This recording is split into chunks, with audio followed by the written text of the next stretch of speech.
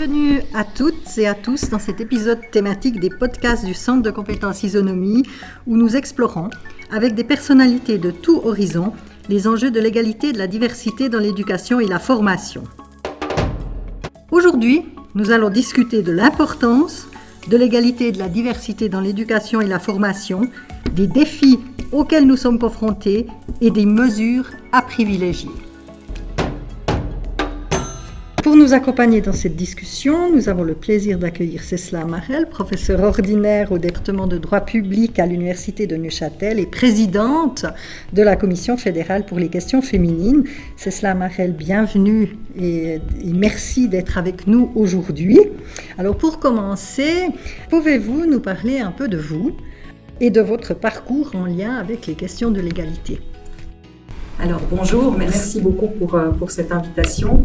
Moi je m'appelle, comme vous l'avez dit, donc Cécile Marel, j'enseigne à l'Université de Neuchâtel le droit constitutionnel dans lequel il y a des questions d'égalité, le droit des migrations. Là aussi il y a des problématiques d'égalité très importantes concernant par exemple les femmes violentées, la question de la notion de famille. Il y a aussi, j'enseigne les droits humains, où là aussi, évidemment, on fait référence à la Convention internationale pour l'élimination de toutes les formes de discrimination.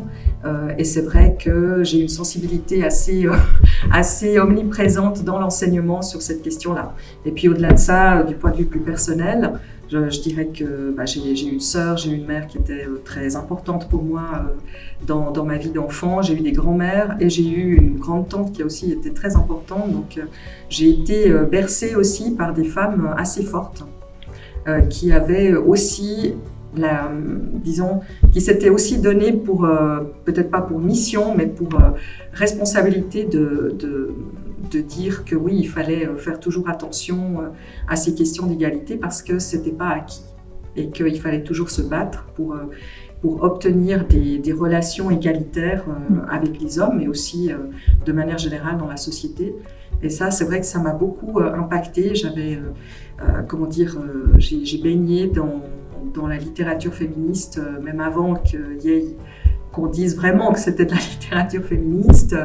J'ai toujours eu une sensibilité très forte à ces questions, que ce soit par le biais de femmes artistes. Je me rappelle des poèmes de Gabriela Mistral, poétesse chilienne, aussi d'auteurs de littérature femmes qui ont beaucoup compté dans ma vie. Je dirais pas Christine de Pisan, mais il y a eu du Christine de Pisan aussi, mais c'est vrai qu'il y a eu évidemment des auteurs beaucoup plus contemporains.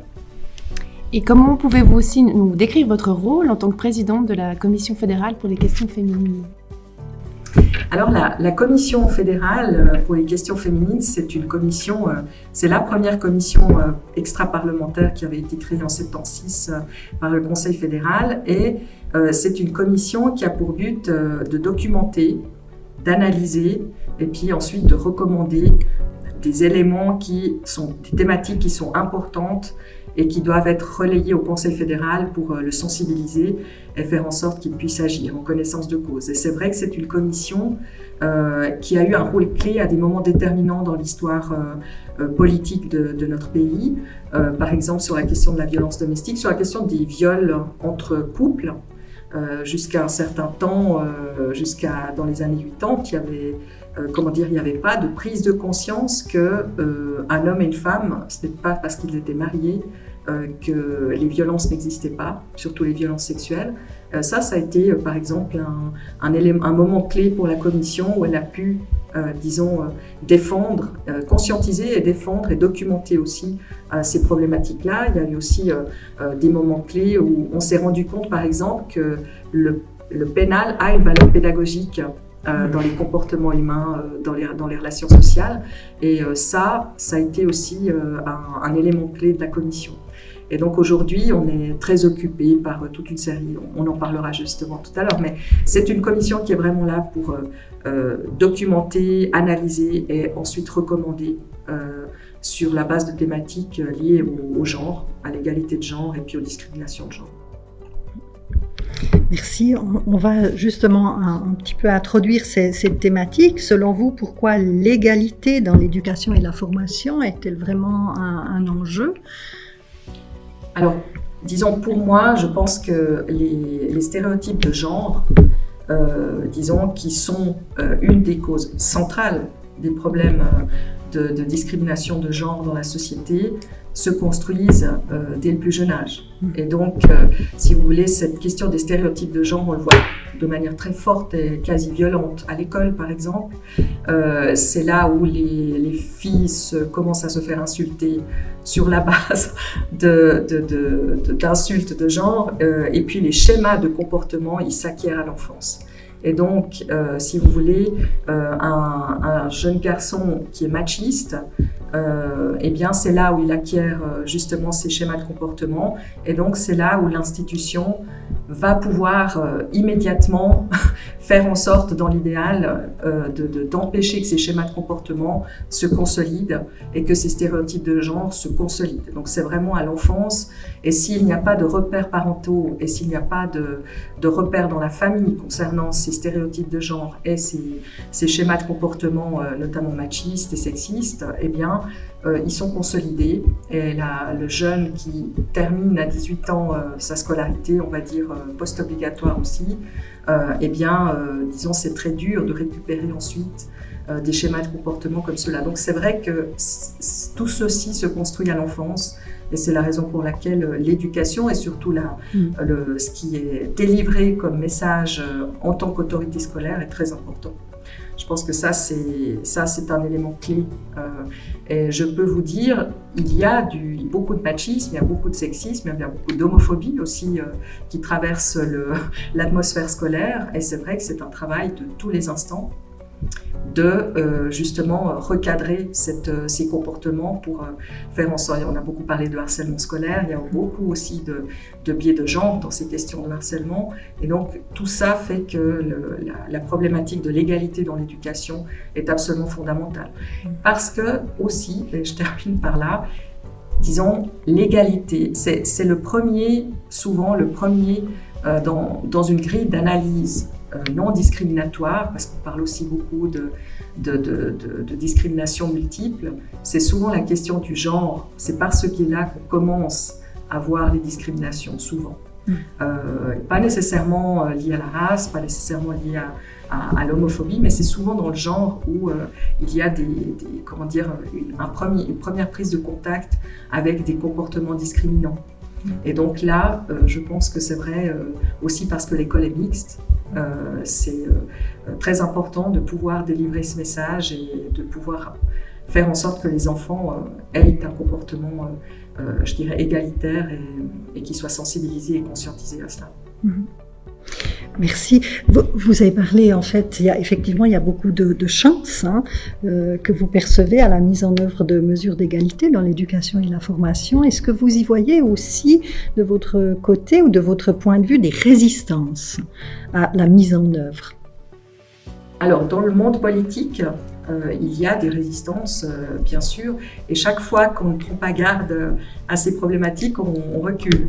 Donc, si vous voulez, on le voit bien, évidemment, d'une manière quasi caricaturale, malheureusement, aux États-Unis, sur la problématique du droit à l'avortement, où tout le monde pensait que finalement le droit à l'avortement était un acquis des sociétés contemporaines et qu'il n'y aurait pas de recul possible. Et très rapidement, en l'espace de 5 ans, on voit un recul massif dans beaucoup d'États américains sur la problématique de l'avortement.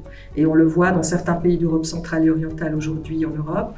Et on le voit et on le voit en Italie aussi, où on le sait, il y a beaucoup de gynécologues par exemple en Italie qui maintenant sont dissuadés d'opérer des avortements.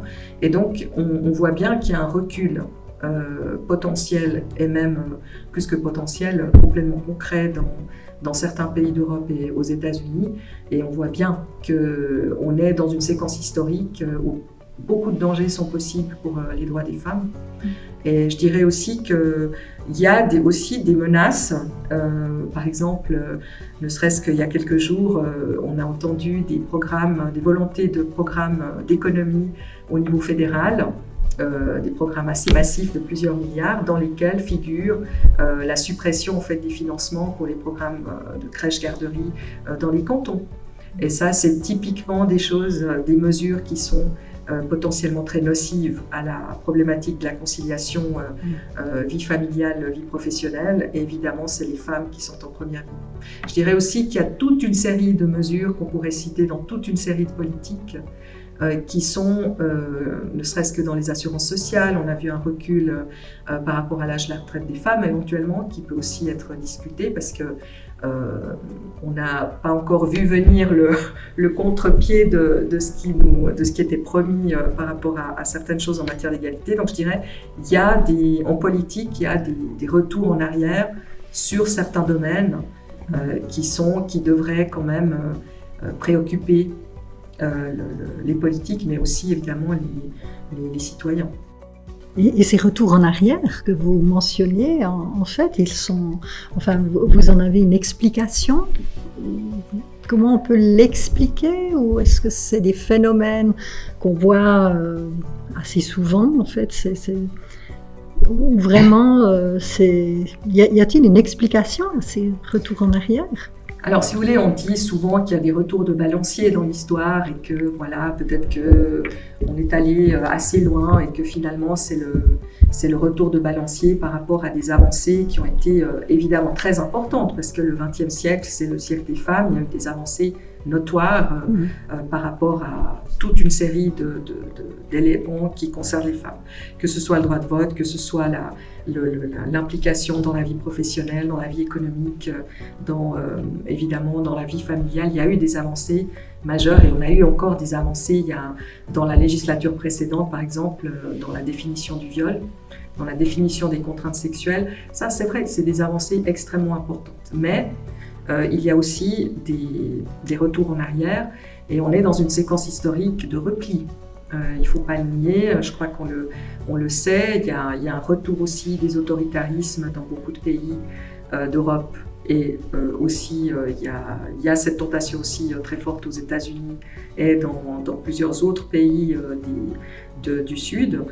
Donc c'est vrai que la question de la crise de la démocratie, la question, tous ces éléments font qu'on est dans une séquence historique très instable et qu'il y a un phénomène de repli vers des valeurs plutôt conservatrices et qu'évidemment ces valeurs conservatrices, elles sont, elles sont en contradiction avec des volontés d'aller plus loin dans les thématiques de genre. Ça, c'est tout à fait clair. Et je pense que oui, on a cette tension-là qui est très forte un peu partout dans le monde, mais dans nos sociétés en particulier. Parlons à présent du rapport de la Commission fédérale pour les questions féminines qui s'intitule « Éliminer les discriminations structurelles dans l'éducation et la formation ». Dans ce rapport, plusieurs recommandations sont faites en lien avec les plans d'études cadres, les moyens d'enseignement et le soutien dans le choix professionnel. Est-ce que vous pourriez nous en parler ? Alors c'est vrai que au début de l'année 2023 et à la fin de l'année 2022, il y a une volonté de la Commission fédérale de traiter de ces questions d'éducation et de formation. Et il y a eu un rapport qui a été rendu avec des recommandations et qui concernait en fait tous les niveaux de formation. Parce que on s'est rendu compte que si on voulait vraiment travailler sur le domaine de la formation, dans le domaine de l'égalité, il fallait vraiment traiter tous les domaines, tous les niveaux de formation, que ce soit la petite enfance, mais aussi évidemment la formation post-obligatoire et tertiaire. Donc si vous voulez, il y a eu l'idée qu'il fallait déjà renforcer la sensibilité des enseignants de tout niveau et des conseillers en orientation à la problématique de l'égalité. Parce qu'il faut, faire un travail de longue haleine par rapport à ces questions. Et dans ce cadre-là, il faudrait aussi que dans les moyens d'enseignement, il y ait aussi un travail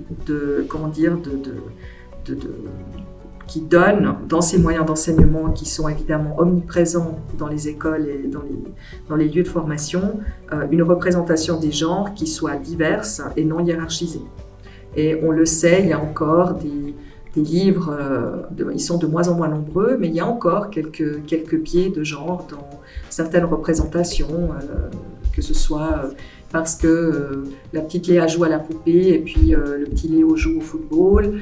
Ça, c'est typiquement des représentations qui sont, corrigeables et donc qui doivent être, disons, analysés et modifiés dans les moyens d'enseignement. Je crois en tout cas qu'il y a une volonté de le faire, mais évidemment, les moyens d'enseignement sont énormes dans le système de formation, et donc il faut une certaine discipline pour continuer à enlever ces stéréotypes de genre. Il faut aussi, dans les recommandations qui figurent dans le rapport, il y a aussi l'objectif central des choix professionnels, parce que c'est là où il y a un énorme nœud en termes d'inégalité, c'est que, disons, les choix professionnels sont extrêmement genrés. Soit parce que les femmes choisissent des professions typiquement féminines, et on dit qu'il y a une ségrégation un peu horizontale parce qu'elles choisissent des professions féminines qui, disons, leur permettront de mieux concilier leur vie professionnelle et leur vie familiale, ou bien c'est des professions qui sont dans le care, ou bien qui sont, par exemple, l'éducation à la petite enfance, qui sont liées aussi, disons, à des représentations classiques qu'on voit chez les professions féminines. Et puis, il y a aussi le fait que ces professions spécifiquement féminines qui sont choisies par les jeunes filles sont, disons, aussi l'objet d'un certain nombre de problèmes structurels, comme par exemple, il faut faire des stages. Avant d'entrer dans ces formations, il faut faire des stages de 6 à 12 mois, il faut faire, il y a peu de formation continue. Il y a toute une série d'éléments structurels qui, disons, ne contribuent pas à valoriser davantage ces professions. Et ça, c'est des éléments clés. On a vu aussi que les jeunes filles entre 15 et 21 ans sont très sensibles à la problématique du genre dans le choix professionnel. Elles le sont un peu moins quand elles sont petites, quand elles sont plus petites, avant 15 ans. Par exemple, une fille de 7 ans va vous dire qu'elle veut être astronaute.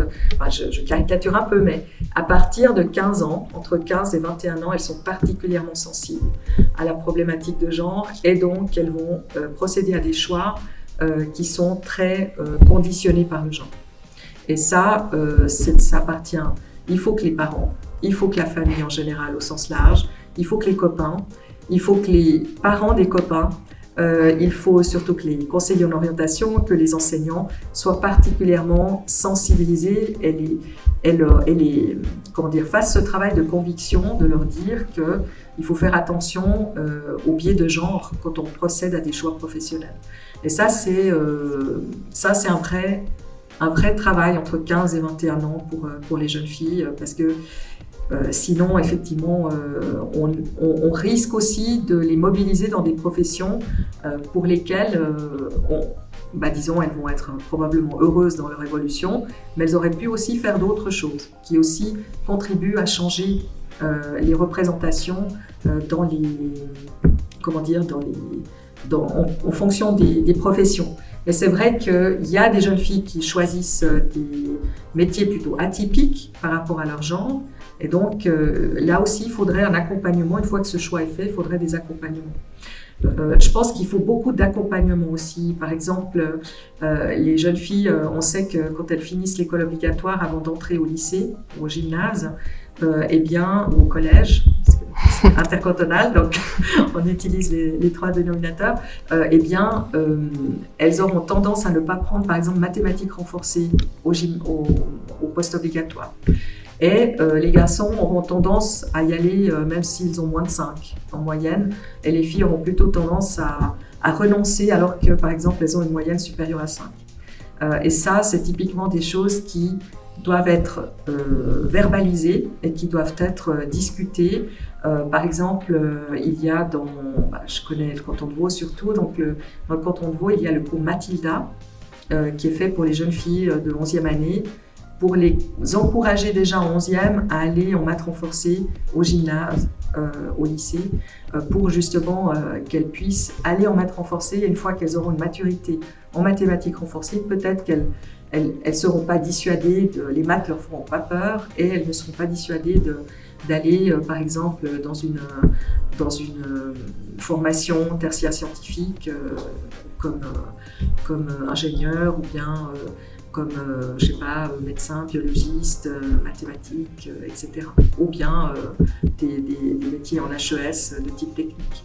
Donc ça, c'est très important. Et puis, je dirais qu'il y a aussi un monitorage systématique qui doit être fait de détection justement de ces biais de genre dans les choix professionnels. Vous avez beaucoup parlé de la sensibilisation comme facteur pour tenter d'améliorer les choses et ouvrir les perspectives. Est-ce qu'on pourrait aussi imaginer ancrer les questions d'égalité dans les plans d'études en leur conférant un caractère obligatoire ? Alors, moi, je pense que dans les plans d'études cadres, oui, bien sûr qu'il faut... ça, c'est un élément primordial de bien-être collectif et social, la question de l'égalité de genre. Parce que, évidemment, une société qui est crispée, et d'ailleurs, il y a certains indicateurs qui sont préoccupants, c'est ce qu'on appelle le gender gap, auprès des jeunes hommes, on sent qu'il y a une tension. On en parlera peut-être tout à l'heure, mais c'est vrai que c'est très important d'avoir un bon épanouissement collectif dans le domaine du genre, parce que évidemment c'est un des facteurs clés pour l'épanouissement des personnes en général. C'est ce qui va conditionner le fait qu'ils vont peut-être créer une famille, qu'ils vont se faire des amis auprès des jeunes filles, des jeunes hommes ou de personnes plus fluides, etc. Il y a vraiment un intérêt public majeur à ce que la question des égalités, de l'égalité de genre figure évidemment comme une des missions de l'école, oui. Quels sont les actes prioritaires sur lesquels la Commission fédérale pour les questions féminines travaille ? Alors en ce moment, la Commission travaille on est en train de travailler sur une problématique qui concerne la discrimination numérique. Les développements justement de l'intelligence artificielle, du numérique en général, on s'est rendu compte qu'il y avait des biais de genre absolument massifs, notamment parce qu'on utilise l'intelligence artificielle maintenant pour faire des certificats de travail, on utilise l'intelligence artificielle pour classer un peu les dossiers à l'embauche.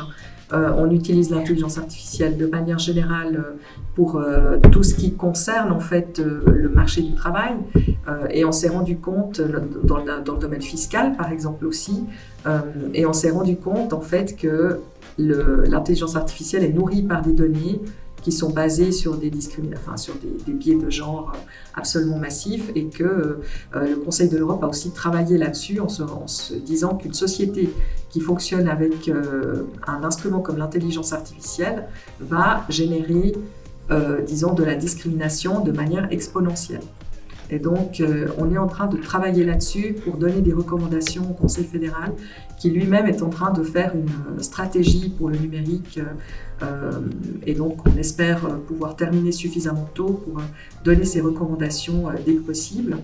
On travaille aussi sur ce que je disais tout à l'heure, le gender gap, qui est un constat, alors c'est pas très français, mais ça veut bien dire ce que ça veut dire. On s'est rendu compte en fait que depuis maintenant, c'est tout récent, les jeunes femmes entre, 25 et 34 ans sont plus diplômées dans le tertiaire que les jeunes hommes. Et qu'elles ont une facilité plus grande à entrer dans le marché du travail aussi. Et ça crée, si vous voulez, dans les recherches, les premières recherches qui ont été sorties à ce sujet, ça crée un potentiel gender gap dans cette génération des 25-34 ans qui va s'amplifier chez les 20-25 ans et qui a pour, principal danger de créer une espèce de fossé entre, les genres, pour être entre les jeunes filles et les jeunes hommes, des jeunes filles de plus en plus diplômées et des jeunes hommes qui voient justement cette évolution comme un danger potentiel. Donc on a vu quand même quelques éléments qui font qu'on va probablement l'année prochaine lancer une étude sur cette problématique aussi. Et puis on va travailler l'année prochaine probablement sur l'armée. C'est un peu étonnant parce qu'il se trouve qu'on va sûrement l'année prochaine voter sur les problématiques d'armée. Et il y a un élément sur lequel, l'armée est souvent disons, on parle souvent, c'est la question du service militaire, de ces questions de justement pourquoi est-ce que finalement, si on revalorise l'armée et ses missions, alors pourquoi est-ce que les femmes ne seraient pas intégrées dans le service militaire, ou bien est-ce qu'elles ne seraient pas, disons, plus associées étroitement aux problématiques militaires. Donc ça, c'est aussi un sujet. Et puis évidemment, il y a toute la problématique des assurances sociales, que ce soit la LPP comme en ce moment, mais aussi sur l'AVS, parce que les débats, comme vous le savez, sont de loin pas tranchés. Et par exemple, les rentes de veuves, enfin, il y a toute une série de problématiques dans le domaine des assurances sociales qui concernent les femmes et les problématiques de genre et qui doivent être, disons, précieusement et soigneusement analysées.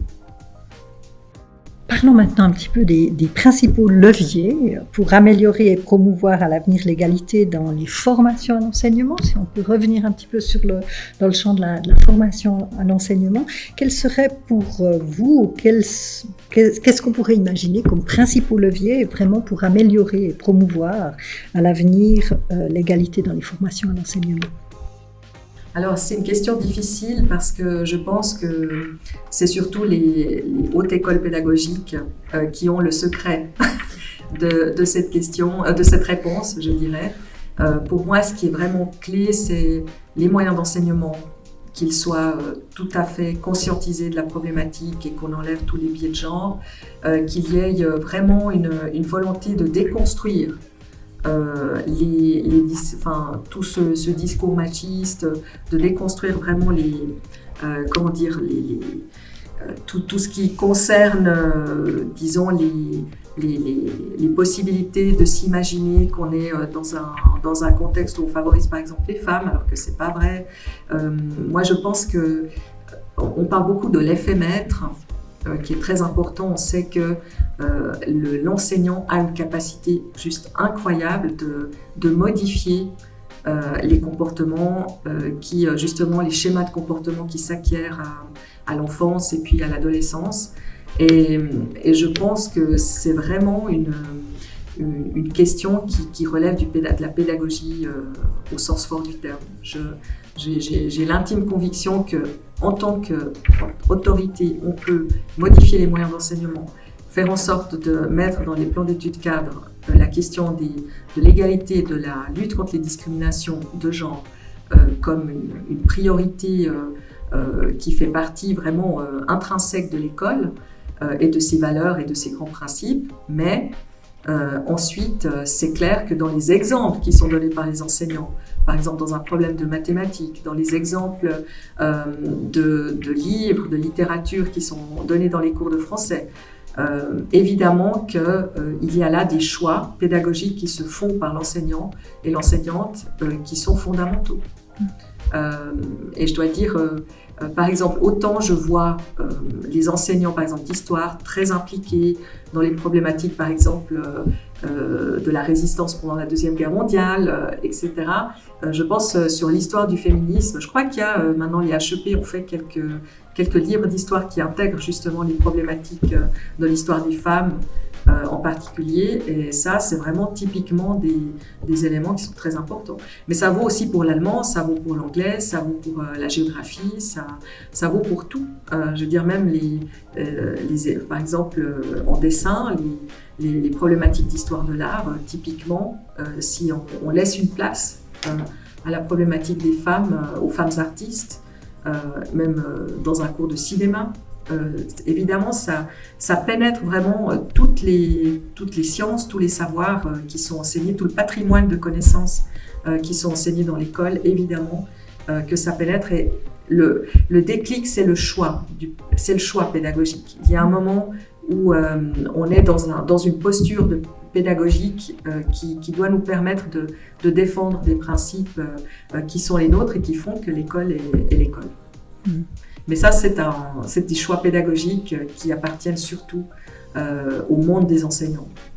Et il faut trouver les codes aussi pour toucher. Je crois que la très grande majorité des enseignants sont touchés par ces principes. Et simplement, c'est vrai que voilà, il faut les mettre en acte, mais c'est pas toujours facile. Vous êtes également professeur au département de droit public à l'Université de Neuchâtel. Donc, à ce titre et pour conclure, pourriez-vous encore nous dire quelles mesures ou réformes législatives pensez-vous nécessaires pour renforcer et promouvoir l'égalité dans les systèmes éducatifs ? Alors, c'est une question très difficile parce que, évidemment, dans les systèmes éducatifs, quand vous parlez de l'école, par exemple, il y a, l'école a ses règlements propres, etc. Ce qu'il y a en Suisse, de manière générale, c'est qu'on a une constitution, on a l'article 8 qui consacre le principe d'égalité. Mais ce principe d'égalité et d'interdiction des discriminations, il vaut surtout pour l'État. C'est-à-dire que l'État ne doit pas être discriminatoire vis-à-vis des individus. Par contre, ce qu'on n'a pas, c'est une disposition constitutionnelle qui interdit les discriminations entre individus. Donc une discrimination qui est plus horizontale et moins verticale dans la relation État-individu. Et ça nous joue des tours parce que, notamment par exemple dans la discrimination numérique, si vous avez un logiciel qui est discriminatoire, parce que clairement il renvoie une image des femmes qui est discriminante, eh bien vous pouvez difficilement agir. Et en fait, ce qui se passe, c'est que si on avait un article constitutionnel qui intègre aussi une loi contre les discriminations, qui intègre aussi les discriminations horizontales, eh bien évidemment, ce serait, je pense, plus facile d'agir lorsqu'on observe des discriminations en tout genre entre individus et ça, ce serait une capacité d'action beaucoup plus forte. Merci beaucoup. Donc en dernier lieu, on a pensé à une petite rubrique qu'on appelle coup de cœur et appel à l'action. Quel est votre dernier livre, film ou spectacle coup de cœur dans le champ de l'égalité ? Alors je dirais qu'il y en a deux. D'abord un film parce que le 14 juin dernier, on a eu une très belle soirée au City Club de Puy, qui était justement organisée par des associations et des groupes de femmes et qui ont visionné C'è ancora domani, Il reste encore demain, qui est ce film italien incroyable de l'année 2023 avec justement cette réalisatrice Paola Cortellesi, qui justement a mis en scène une femme italienne de l'Italie de l'après-guerre et qui subit un mari ultra-violent. Et puis qui justement vit sous le joug de ce mari ultra-violent, puis qui à un moment donné, parce qu'elle reçoit une lettre, a un déclic et va chercher à tout prix à s'émanciper, y compris pour sa fille. Et je trouve ce film, alors c'est un film qui a vraiment cartonné, il y a eu plus de 5 millions de spectateurs, c'est un film magnifique qui est vraiment à voir et à revoir le cas échéant. Il est en noir-blanc en plus, ça fait un peu c'est un peu le néoréalisme italien, c'est très chouette. Et puis la deuxième artiste, j'ai eu l'occasion d'aller voir à Détroit aux États-Unis une artiste qui s'appelle Tim Massey, qui est une artiste qui travaille beaucoup. Elle est très diplômée en métallurgie et justement c'est c'est la première femme en plus afro-américaine à être diplômée en métallurgie artistique. Et en fait, elle utilise ce métal qui est quand même associé au masculin justement pour faire des installations immersives pour justement montrer la place des femmes dans les espaces publics. Et Détroit, en fait, c'est la ville de Ford, c'est vraiment la Motor City. C'était une ville qui était extrêmement riche, la plus riche des États-Unis, et puis qui a décliné à partir des années 30-40. Et c'est une ville où il y a plus de 80% de personnes afro-américaines. Et en fait, elle travaille vraiment sur toutes ces problématiques relatives à la race, à la classe, à la culture populaire et aussi évidemment à la problématique des femmes. Et elle conjugue toutes les discriminations possibles, femmes, noires. Donc c'est vraiment discrimination multiple avec justement ce matériau de la métallurgie, de l'acier qui est extrêmement masculin. Et je trouve que c'est juste incroyable. Elle est jeune, c'est une jeune femme incroyable. Et donc voilà, c'est un peu ces deux coups de cœur que j'ai en ce moment. Et je les trouve très emblématiques, en tout cas du sujet de discussion d'aujourd'hui. Merci. Et puis, la dernière question. Dans vos actions quotidiennes, au niveau personnel et professionnel, quels sont les petits gestes pour promouvoir l'égalité ?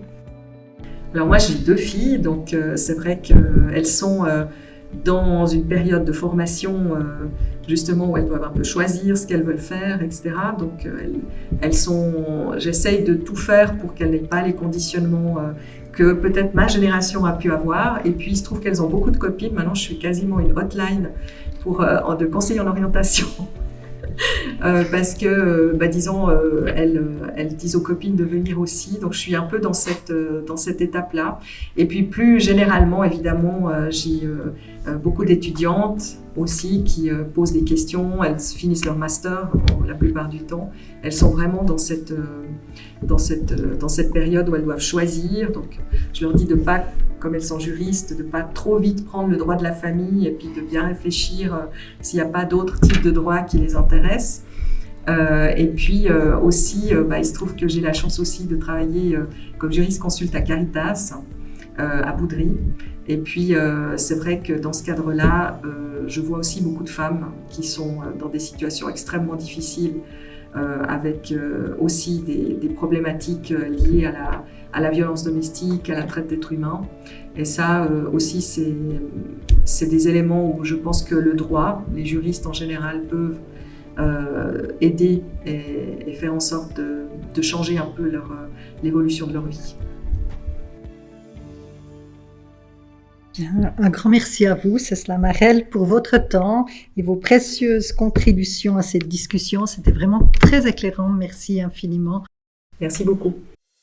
Pour celles et ceux qui souhaitent en savoir plus sur notre centre de compétences Isonomie ou suivre nos activités, rejoignez-nous sur la plateforme Isonomie, www.isonomie.ch et contactez-nous. Restez à l'écoute pour notre prochain épisode où nous parlerons du centre de compétences et de sa plateforme Isonomie, ainsi que de la littérature jeunesse comme un levier d'égalité et de diversité, un autre aspect crucial de l'éducation et de la formation. Merci à vous pour votre écoute. N'oubliez pas de nous suivre sur notre plateforme Isonomie et de laisser vos commentaires. À la prochaine sur les podcasts Isonomie.